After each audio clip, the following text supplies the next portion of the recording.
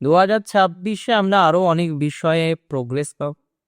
2026-এ আরো অনেক বিষয়ে মুভমেন্ট পাবো এবং বিশেষ করে শ্রবণ আর চাকরির জায়গাগুলো কিন্তু সুরক্ষিত হবে, প্রোটেক্টেড হবে।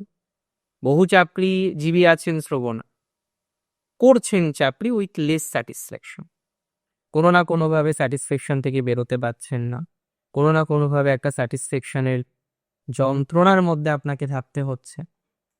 এবং এই জায়গাটা নিয়ে কিন্তু ইমপ্রুভমেন্টের জায়গাটা আপনারা তৈরি করতে পারবেন।